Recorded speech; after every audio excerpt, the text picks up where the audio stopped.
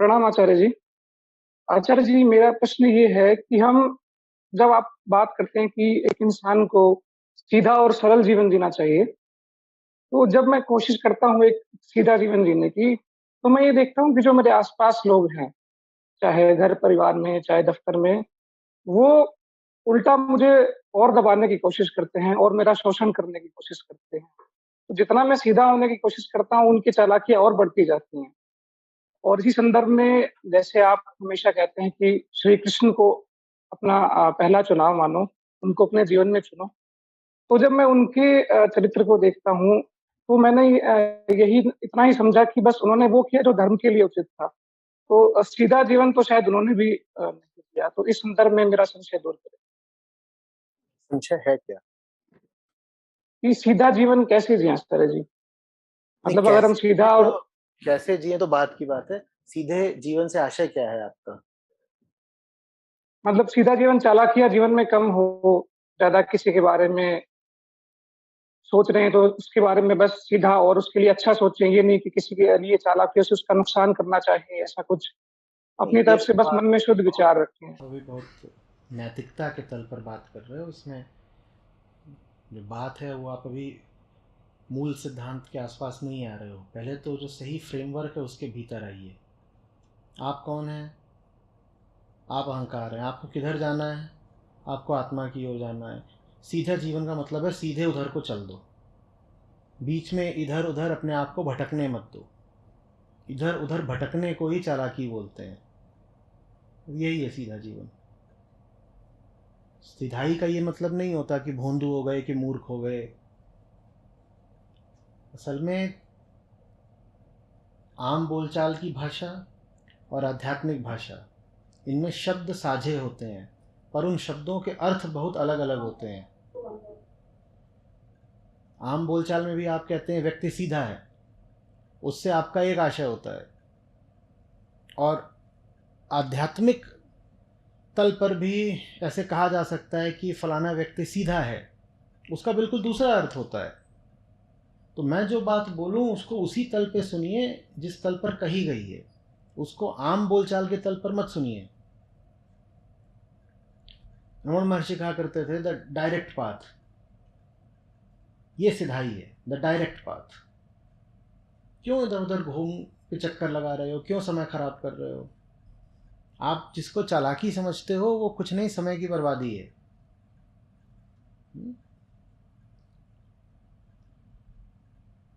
और जिनको आप आम बोलचाल में सीधा बोलते हो वो आध्यात्मिक अर्थ में सीधे हैं ही नहीं। आप सीधा किसको बोलते हो? कोई एकदम ही डब्बा आदमी हो, जिसे न जिंदगी समझ में आती है, दुनियादारी उसके पल्ले नहीं पड़ती, उसको आप बोलते हो सीधा है। मूढ़ को सीधा क्यों बोल रहे हो?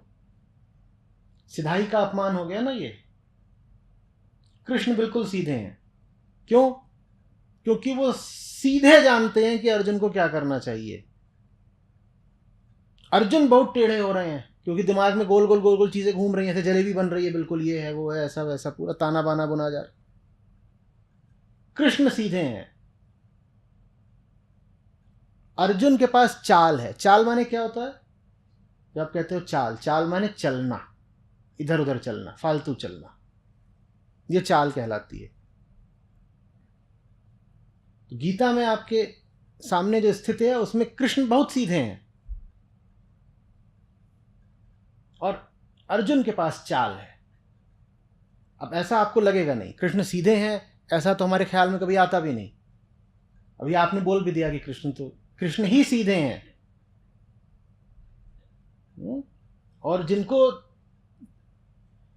न मन समझ में आता है न जगत समझ में आता है वो टेढ़े हैं, क्योंकि वो इधर उधर भटकते रहेंगे, अपना इधर की सोचेंगे उधर की सोचेंगे, जो करना चाहिए नहीं करेंगे।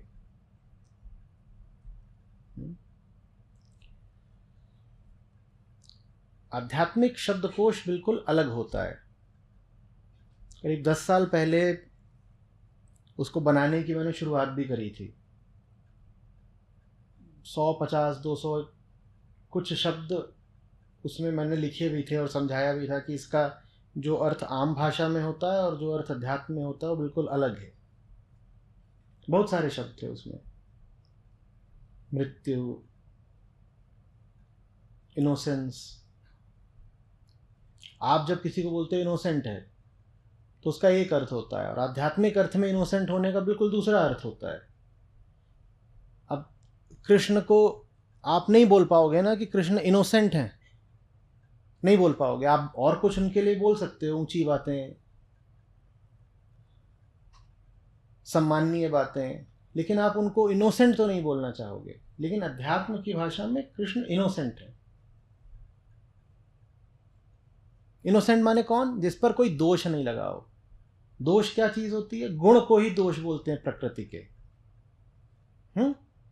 तो निर्दोष माने कौन हुआ? जो प्रकृति से परे है, वो इनोसेंट है। बात समझ में आ रही है? गुण दोष किस में पाए जाते हैं? प्रकृति में पाए जाते हैं। तो निर्दोष कौन हुआ फिर? जो प्रकृति से परे खड़ा है वो निर्दोष है। लेकिन हमारी भाषा में हमें कोई छोटा बच्चा दिख जाता है, हम बोलते हैं इनोसेंट है। वो तो पूरे तरीके से प्राकृतिक है, उसको क्यों इनोसेंट बोल रहे हो? वो है ही नहीं इनोसेंट। या कि न्यायालय की भाषा में अगर किसी का अपराध नहीं साबित हुआ तो आप बोल देते हो कि इनोसेंट। इनोसेंट कैसे? वो प्रकृति के परे चला गया है क्या, क्यों इनोसेंट है? तो अध्यात्म का व्याकरण अलग होता है। इस तरीके से सुना करिए। और इन सब विषयों पर तो न जाने पहले मैंने कितनी बार बोला है। आप जब मुझसे प्रश्न करने आए तो मेरा अनुरोध है कि जो मैं पहले ही बोल चुका हूँ, पहले उसको देख करके तो आइए। वो सब आप देख करके आएंगे तो फिर हम उससे आगे की कोई बात करेंगे, ठीक है ना? जो मैं बोल ही चुका हूँ, अगर आप उसको थोड़ा देख करके आएंगे तो मैं उससे आगे की बात कर पाऊंगा। नहीं तो आप मुझे मजबूर करते हैं कि मैं अपनी पुरानी बात को ही दोहराऊं। ये एफिशिएंट हुआ प्रोसेस कि जो बात मैं 15 बार पहले बोल चुका हूँ आप उसी को कह रहे हैं दोहराओ।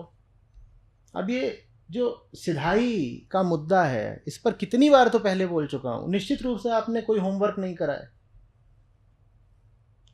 आप कॉलेज में, यूनिवर्सिटी में भी किसी प्रोफेसर के पास जाते हैं तो अपना होमवर्क करके जाते हैं ना। आप रिसर्च भी करते हो तो पहले जो एग्जिस्टिंग लिटरेचर होता है उसको स्टडी करते हो ना। ये यूं ही पहुंच जाते हो कि मैंने ये रिसर्च करी है। अपनी जिंदगी लगाई है, इतने इतने सालों से बोल रहा हूँ, लगातार बोले ही जा रहा हूँ। इतनी किताबें हो गई, 10,000 वीडियो हो गए, उसका लाभ उठाइए ना। आपको लगता है कि आपका कोई भी प्रश्न इतना नया होगा कि मेरे सामने पहली बार आ रहा है? ऐसा हो सकता है? निश्चित रूप से वो प्रश्न मुझसे हो सकता है दर्जनों बार पहले पूछा जा चुका है। तो क्या ये उचित नहीं है कि पहले आप एक बार उसको देखें? कहिए। मैं ये नहीं कह रहा हूं मुझसे बात मत करो, गलत मत समझ लीजिएगा। मैं कह रहा हूं वो सब आप करके आओगे, अपना होमवर्क करके आओगे, तो फिर हम बात को और आगे बढ़ा सकते हैं। जो पुरानी बात हो चुकी है फिर उससे और आगे की बात कर सकते हैं। पर पुरानी ही बात को आप दोहराने के लिए मुझे बोले तो क्या मिलेगा आपको?